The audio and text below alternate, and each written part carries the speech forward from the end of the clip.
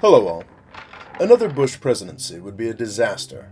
Jeb Bush is a solid administrator, full of interesting ideas, and he looks like a nice guy. But he is also the son of a president and the brother of another. His grandfather was a senator as well. This leaves a bad taste in my mouth, and I'm not the only one. I think this is a great American country, great country. And if we can't find more than 2 or 3 families to run for high office, that's silly, because there are great governors and great... Barbara Bush has since retracted that statement, but she had a great point. The idea that one family or a set of families should run the country is deeply distasteful. Democracy is a fragile thing. History shows, over and over again, how republics fall.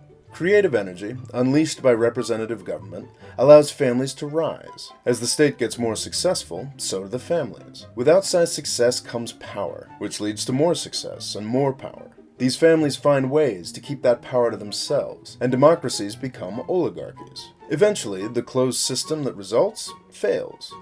These processes take centuries, but we can see it begin to happen in the story of the Bush family. You can find powerful Bush ancestors going back to the beginnings of the European presence in North America. But the early head start wasn't enough to establish them. In the intervening centuries, Bush ancestors floated around the country, succeeding or failing, more or less on their own merits. In a vast country with multiple independent centers of power, oligarchies are very difficult to establish. That began to change in the 20th century, with the growth of industry and the power of the central government in Washington, D.C. The history of political success is obvious, but you don't need to look much further to see the Bushes using their connections to dominate in other arenas. I pointed out elsewhere why the power of Hillary Clinton's network should make us worried about her potential presidency. But at least the Clintons built that network themselves, in one generation, and away from the main centers of power. Not so with the Bushes. They are everywhere, and they have been for almost a century.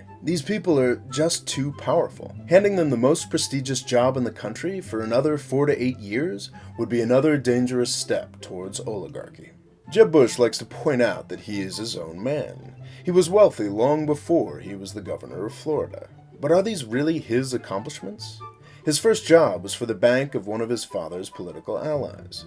He managed to make a fortune in Florida in the 1980s, but it was in real estate, the most political of industries, and he did it by partnering with a wealthy Cuban American, the most Republican type of Florida citizen. This all happened while his father was the vice president.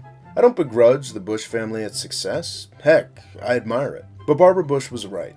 Giving another presidency to her family would be a grave mistake. For the good of the republic, we can't let it happen. Thanks for watching. Please subscribe. And if you want to help me make videos like this one, please click on the Patreon link here to find out how.